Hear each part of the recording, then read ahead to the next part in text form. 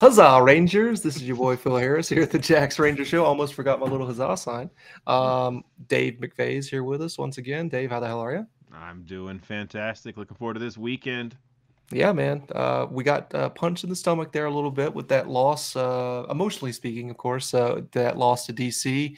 But hey, new Yeah. week, early New week. season, Yeah. early doors, Yep. early Mart- days. Martin Segrin posted, a photo of them huddled together from after the match, and it just said, "We go again," Yeah, and that's what it that's is. We go again. We go That's again all this you can weekend. do. You got Yep. to flush it and move on, baby. You know, it is what it is. You just got to keep moving. You're not gonna keep Uh, it around. Not gonna keep talking about it. nope, got to keep going. We got to keep moving. Even though we spent an hour and 7 minutes on the review for Right. DC, we're gonna switch over. We're switching gears. We're turning the page. You know, here we go. We got our sponsor here. I wanted to mention Inkify. Custom printing and embroidery since 2010, Ecofy provides high quality decorated apparel nationwide. From ordering the apparel to printing, adding a private label, folding, bagging, and fulfillment, they handle it all. So you don't have to. Visit Inkify.com to get your started on your order and tell them TJRS sent you, and you'll get 15% off of your entire order. That is a hell of a deal. Let's talk about the standings really quickly here. Even though it's week 3, you know, still early. I wanted to mention that. Your New England Free Jacks, your mighty New England Free Jacks, still mighty, are in second place of the Eastern Conference with 7 table points, a total point differential of 32. Surprisingly enough, no playoffs. NOLA are the only undefeated team in the Eastern Conference, only 2 games in. In first place with 9 total table points, a point differential of 27, not bad. Dave, would you have guessed after 2 games that the Fool's Gold would be top of the East? That is a negative. Right. Yeah, No. exactly. I don't think we predicted this. I think I predicted them not to make the playoffs, and we're only 2 weeks in, like you said. But yeah, they've they've done pretty well. I think we underestimate them and any other team at our peril. I I think agree. I think I agree. one thing that we're seeing just 2 weeks in is that there is more parity in this league, maybe than ever before. Weird because Um, we talked about that all the whole off season. You know, yeah, we talked about it, but we're not. You know, it's one of yeah, those things where like it's in our mind, but when we're talking about like standings or prediction standings and all that sort of stuff, we're almost just like we don't want to believe it. I don't know. It's one of those things. right. Human nature. Um, yeah, yeah, absolutely. It's been interesting, and so I think anybody can beat us, and like everybody's gonna have a little bit of extra edge. They want to beat a team with the shield. 100%. Um, It's a real phenomenon that happens. yeah, So absolutely. Uh, even look at like LA, who's come in. They're at the bottom of the West, right? And yeah.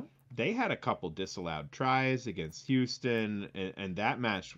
What at Houston, everybody's Houston's team to beat, team to beat. Hmm. Well, LA like hung with them, and the score line does not quite reflect how, you know, uh, even some aspects of the game where I will say Hmm. Houston's pack beat the hell out of LA's. They're scary, Yeah. but I just another instance of like more. I put that game on just kind of in the background to watch it, and I was like, huh, LA are making this much more of a game than I kind of expected them to. Yeah. And we're not immune to that either. Uh, I think NOLA are going to come in off 2 wins, Full of um, confidence, right? full of confidence. I do like our.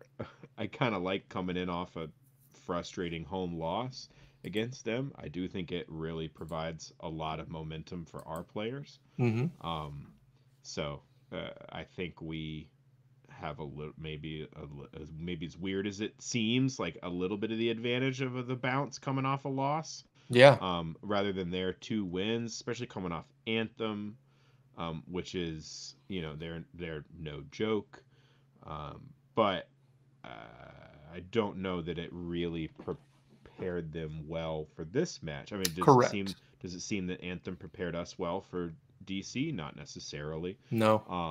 I don't think you can lay it solely at that No. for of course, but I think that them coming off of a tough loss to NOLA really powered them and motivated them in that match, and I think us Yeah. coming off a tough loss against them is going to have that same knock-on effect against NOLA.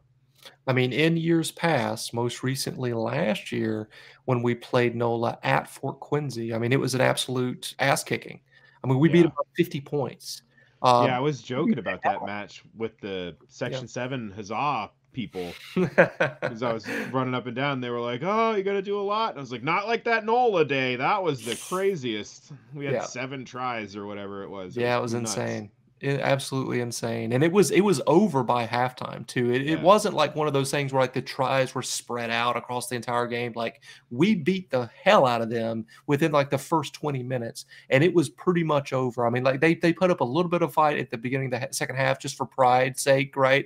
Yeah. But that was an absolute ass kicking, a memorable day at Fort Quincy. I would love that type of result here based on what took place last week. We'll get into that in a moment. I want to talk about the festival because that's one of the things that as Free Jacks fans we're a little bit spoiled with because we can look forward to things that take place prior to the game and then after the game as well. We've got all of that stuff that takes place at Fort Quincy that not a lot of teams get to experience. They're starting to pick up on that sort of stuff, but festival is very, very important to the Free Jacks essence and the brand.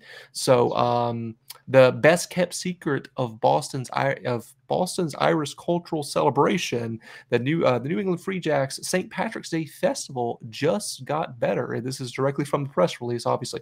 In partnership with Forged Irish Stout, the 2024 Paddy's Fest promises to offer more beer, more Celtic vibes, and more fun than ever before. Join us this year as we go green to celebrate New England's Irish heritage. What's more Irish than kicking off the day with community rugby? Watch some of New England's best local clubs compete in the second annual Heritage Cup. Then dance a jig, wear a ginger wig, and listen to Celtic music. Listen to a Celtic music gig as Matt and Shannon Heaton perform in the Fan Fest. Grab a beer at the Forged Irish Stout Fest and try stouts, porter, and brews from Ireland and beyond. After sinking a stout or two, watch the New England Free Jacks take on old rivals NOLA Golds. And I will say, Rucky mentioned this in the previous segment, but we weren't talking about that game at this point, or at that point rather. He doesn't understand that he's an Orca, so but he was it's pointing a miracle out he can type. It's incredible, right? You wouldn't think that the Finns would allow such a thing, but here we are talking about his comment. He mentioned that the Irish St. Patrick, the Irish heritage jerseys for the Free Jacks this year are absolutely stunning, and he's 100% correct. I was going off on X earlier today, just how amazing that kit is. Man, there's just something. I love a black kit. And this secondary black with the green looks fantastic, man. Yeah. Like I really do think it's the best alternate kit in MLR. There were people chirping at me saying the Hounds Bulls esque jerseys. That's a pretty good jersey. I'm not gonna lie. That one was cool. It was cool for sure. The This Space City so Houston one is also really, really cool. I mean, I would rock that jersey, to be honest. I think it's that good. But this new jersey for the Irish Heritage kit is a 10 out of 10. I don't think you can do any better than that, to be honest with you. That's how good I think this kit is. I think it's the best ever in MLR. I love it. It's very cool. I have to acknowledge the dick swords. The claymores that aren't claymores that Irish? are front and center in the shorts. I know Kappa puts their logo up the sides of the shorts. That's like their thing. Personally, I probably would have located that like on a thigh, not in mid-crotchal region. Mm-hmm. But it's funny. I mean, it is funny. I want a pair of the Dick Sword shorts, so that's cool. I managed to get a pair of the Irish shorts last year, so there you go. Fingers crossed, one of these guys wants to hook me up. We'll find out. Yeah, man. They do look really good. My favorite detail might be the yellow numbers. Now I will tell you, these things are going to be expensive because you know who's going to bid the hell out of these jerseys when they eventually get auctioned are the Boston Irish Wolfhounds guys. True. Their colors are that dark green, not quite that dark, but green and gold. Yeah. And I think you're gonna see some of these New England Free Jacks St. Patrick's Day jerseys kicking it around the Irish Cultural Center down in Canton at That some makes sense. Wolfhounds matches for sure. I agree with that. I figured with it being an amazing kit like this, it's going to be, in previous years I've bought every single Irish Heritage jersey, and I'm not an Irish guy. I just like the green and gold color combination. I always have. I think it's really looks really good. But I imagine that this year the bidding will be more than previous years. Like I've gotten number 19 every single Yeah. year at like $200, like the starting bid. I don't think I'm going to be that lucky this year. Just how good that kit It's looks. gonna be harder. It's going to be I've been difficult. lucky to snag a jersey a couple times too, and I'm Yeah. like, Yeah. oh, I feel like it's gonna go, which is good. There, it's for a good cause. It's Absolutely. The great Free that they're Jacks going for Foundation. more. Yeah. You Yeah. know, Hmm. it's a positive thing. Right. It's success of the Exactly. club, but us plebes might just get priced out before too long here. Exactly. Yep. That's a good point. But yeah, man, just incredible kit. But yeah, also there is a rumor floating around, David, that we have to address here regarding an appearance by the notorious Conor McGregor. Will he be making an appearance at Fort Quincy? I hope to see a lot of leprechauns at the tailgate and in the stands. Oh yeah, tell the difference. Not enough people dress up. All right. This is my pleading to everybody out there that listens to this show. Just dress up. It's like $30. You can buy a costume on Amazon. It's just fun in the stands. Like it just brings an extra level of oomph to the whole event, and it's cool. Like we can do Halloween 8 times a year at Fort Quincy. That's true. That's You know. true. So I'm probably they're encouraging some community jerseys. They're saying for the clubs that are participating in oh the right. Heritage Cup, Okay. which Charles River is not. But I might just wear a Charles River jersey regardless. If we're all going to be wearing our rugby jerseys, yeah, I'm Sure. wearing my Sure. rugby jersey. Um, I may Maybe do I'll. that. I'm curious. I actually haven't checked the weather yet, so it kind of depends on that. That Probably I'm makes a going to big be wearing difference. my coat.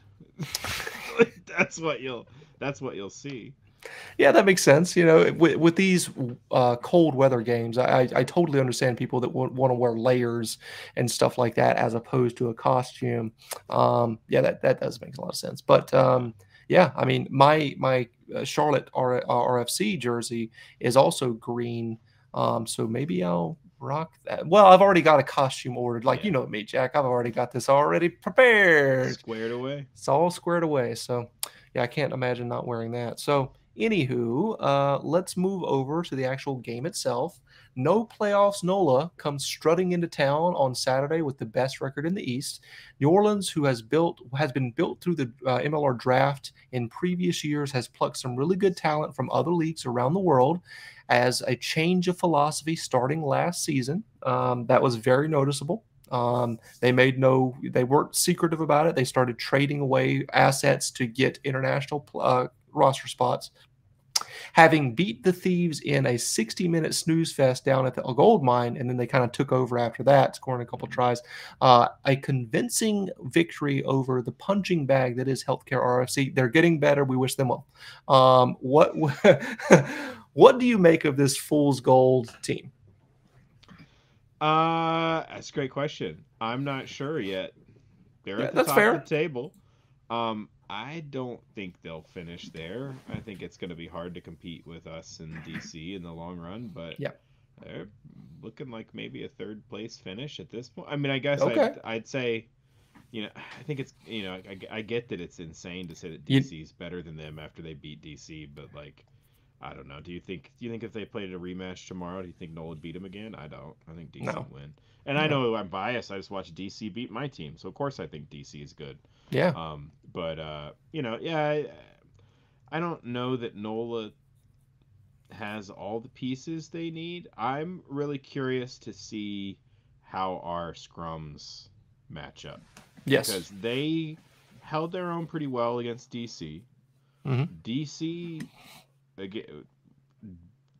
beat us in the scrum. It was very disrupted because of the yellow card and stuff, but they certainly were winning the scrums, especially at the end of the game specifically. Hmm. So I think we got bomb squatted a little bit. Um, I'm really curious to see where that stacks up, and I think that's kind of going to be our weather vane. Yes. It is gonna. There's some neat stuff about it. I think who is coming is exciting.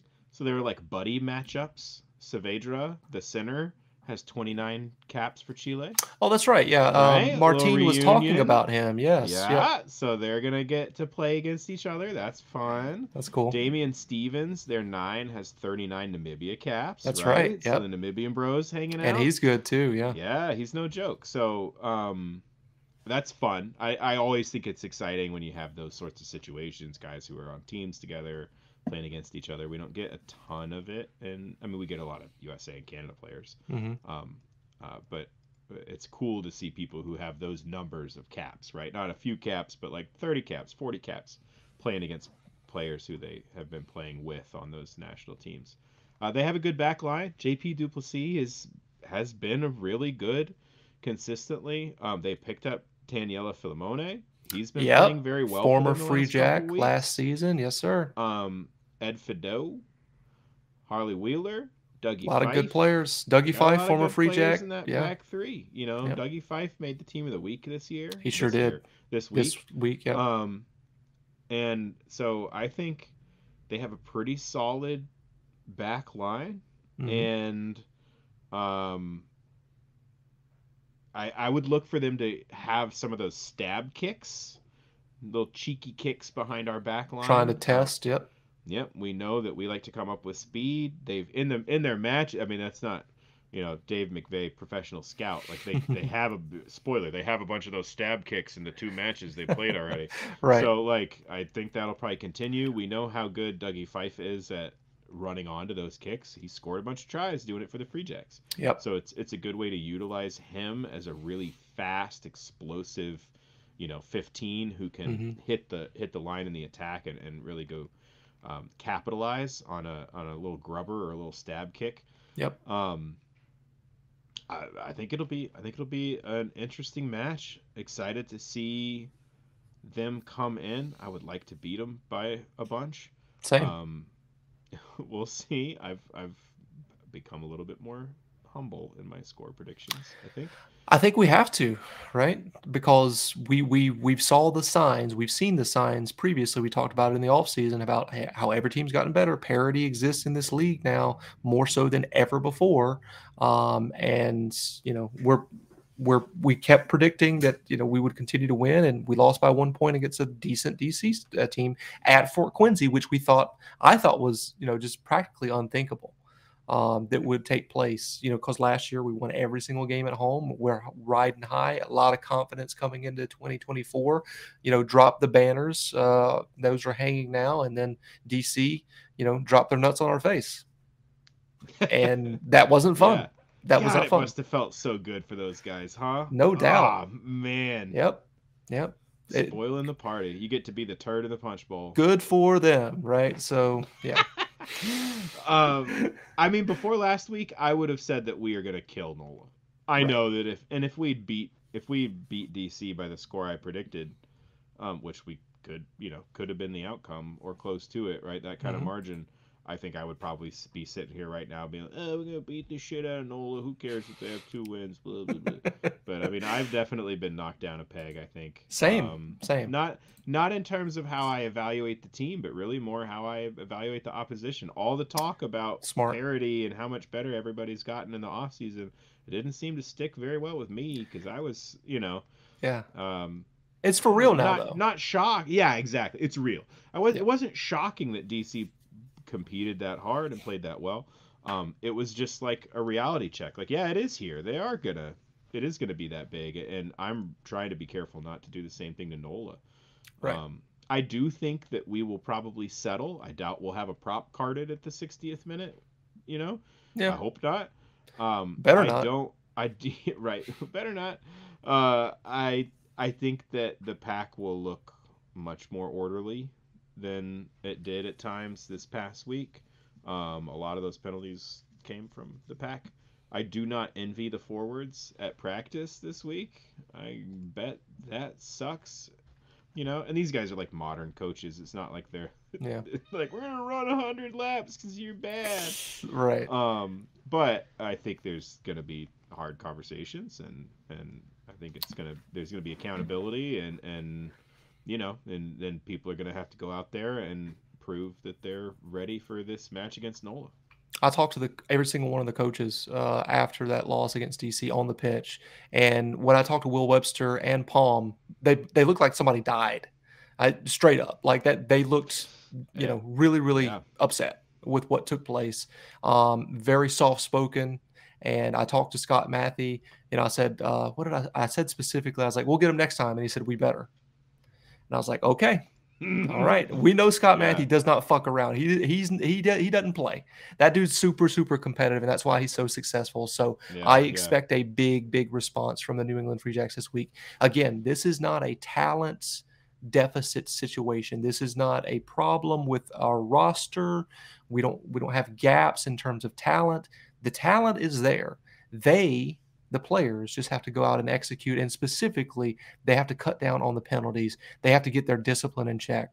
That is a big reason why we lost against DC. That is a big reason why we didn't beat Healthcare RFC by 100 points, right? So that's just something they got to correct. The errors have to get fixed, period. Let's move over to key to the game, and I'll go first here. Play like champions is my key to the game. Last week we talked about the errors against Charlotte. This week the ill discipline and letting an emboldened team hang around late in the game bit the Jacks in the ass. All of these things show a lack of sharpness that is surprising, considering in July of last year the majority of this team hoisted the shield. Every team has gotten better that has existed in 2023. Every team wants to beat the champs. The talent is there to beat our opponents. There is no talent gap regardless of who the Jacks play. It's time to start playing like the champions that we are. That is my key to the game. Excellent. What you got? Mine is selfish. My key to the game is scrum dominance. Okay. I like the games a lot more when we were blowing them up and winning scrum penalties, and sure. I want that to happen. I also think that if that happens, if we win the battle up front and we have a solid scrum, even generate a couple penalties maybe, or not even necessarily generate penalties. I mean, just very clean ball off of our scrum, and really make it clear that like we can, we are where I kind of feel like we are. I want to see that reflected in the team, and I think we have that platform working that well. That also means probably we're doing very well in the mauls. Hopefully the lineouts need to be better. We need to retain a little bit more of our ball.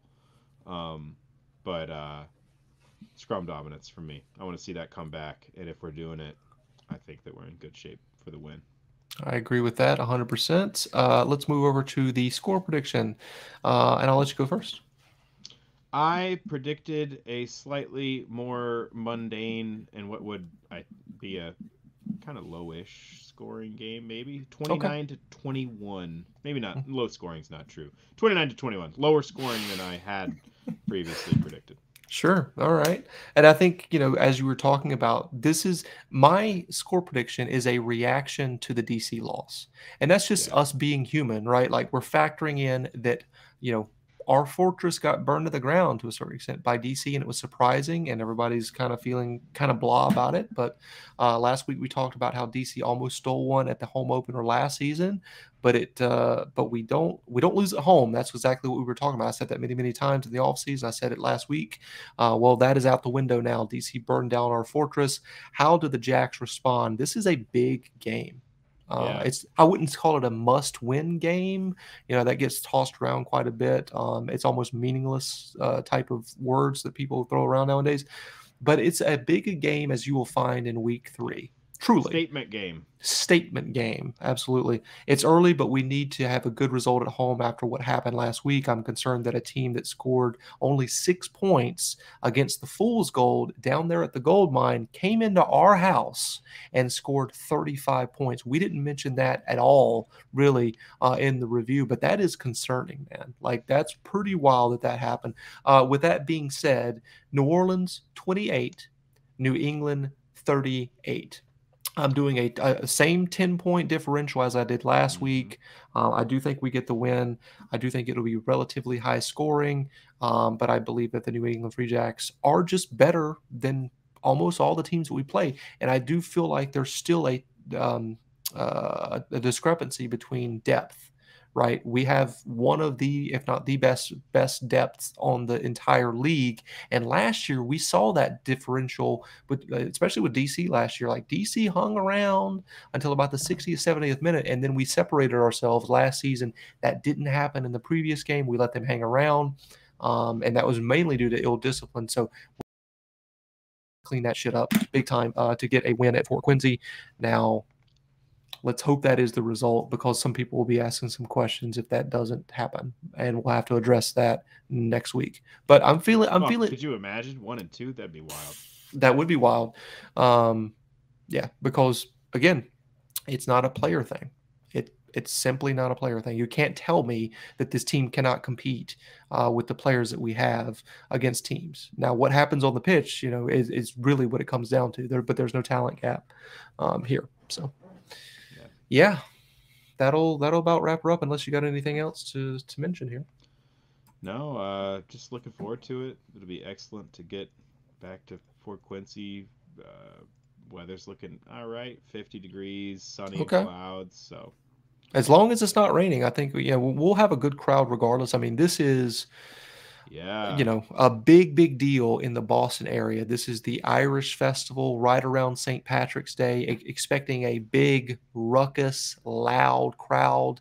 And the way that we can confirm that is by whoever's listening to this, make sure you bring your singing voice and your chanting and yelling voice to Fort Quincy. Get lubed up with some of those Irish forged stouts, maybe a Conor McGregor appearance in the works. I don't know for sure. I haven't gotten confirmation from anybody, but wouldn't that be pretty wild to see? One of the most famous or infamous, Irishmen to ever live, maybe one of the probably famous, most famous MMA star ever, walking around in Boston around St. Patrick's Day. Could be crazy. So we'll see. We'll see. Yeah. Could be crazy. Oh man, it could be crazy. So if you see Woodgie walking around, he looks a little bit shorter and it's kind of strutting. That could be our guy. That's the tack. That's the tack. All right. With that being said, I got one word for everybody to exit the video in 3, 2, 1. Huzzah!